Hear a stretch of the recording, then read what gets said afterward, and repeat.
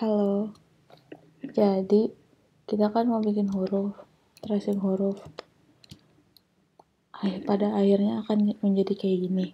Nah, yang pertama dilakukan adalah masukkan sketch, di drag aja kan, biasa ke Illustrator. Kemudian dari situ bikin gridnya nanti aku kasih templatenya itu adalah 7 kotak ke bawah, ke kiri 8 kotak, tapi biasanya menyesuaikan setiap huruf lebarnya. Ada yang cuman pakai 5 kotak, ada yang cuman pakai 3 kotak, dan seterusnya. Nah, ikutin aja kotak-kotak yang dipakai yang udah ada dalam sketsa. Jadi kan ini udah kotak-kotaknya, tinggal diikutin aja. Pertama kan udah bikin gridnya. Udah nih, grid dasarnya udah dimasukin, udah cocok ke dalam sini. Udah. Nah, yang kedua adalah bikin grid huruf. Grid huruf adalah hal ini. Nih, yang ada bulat-bulat dan garis-garis lurus ini.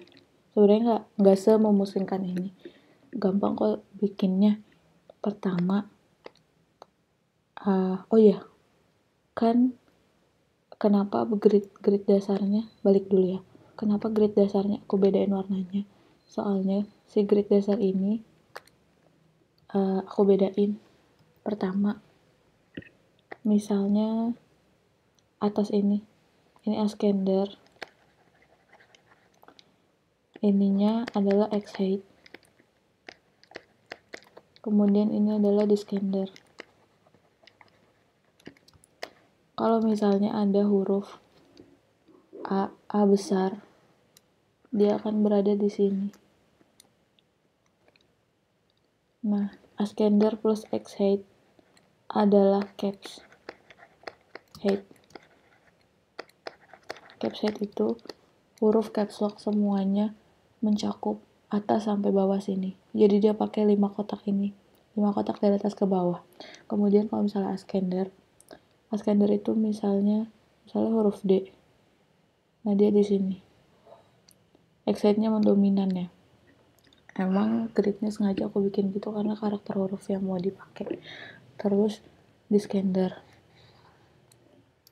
Diskendernya adalah yang bawah ini Askender.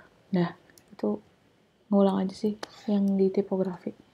Terus sekarang kita bikin grid huruf. Pertama, lihat sketsanya. Kalau misalnya ada garis lurus kayak gini, pakai kotak biasa yang ini. Aku shortcutnya tulis M. Pencet huruf M. Pakai shortcut aja nggak apa-apa. Bikin kayak gini terus dimiringin. Kalau misalnya kurang miringin lagi sampai kemiringannya sama. Udah gitu, anggaplah ini udah miring. Terus dikecilin. Setelah dikecilin, lakukan hal yang sama kepada sini. Sampai ada garis lengkung ini kan. Nah, bagaimana garis lengkung ini? Garis lengkung ini kita bikin pakai bulat-bulat besar seperti ini atau bulat-bulat kecil seperti ini, tergantung dari lengkungannya segimana. Kalau misalnya lengkungan itu kita bikin pakai shape ini, lingkaran yang benar-benar lingkaran. Jadi pakainya bikinnya huruf shape-nya ditekan. Udah huruf shape-nya ditekan, dia pasti digedein, dikecilin. Kalau pakai tekan shift bakal tetap. Nah, ini semuanya diginiin, digedein sampai misalnya mau bikin lengkungan ini sampai lengkungan bawahnya ngebentuk. Nah, ini dilakuin sampai semuanya kena. Udah, ini kan udah ada, ini juga udah ada. Misal ya, udah jadi nih lengkungan atas dan bawahnya. Sekarang kita bikin pad. Nah, padnya itu adalah yang ini.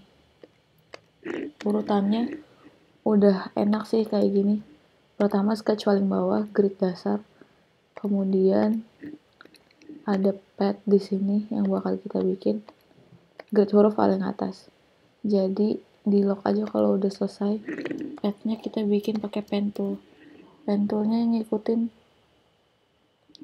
shape-shape yang tadi udah kita bikin di layer grid huruf. Pertama misalnya ini, sini.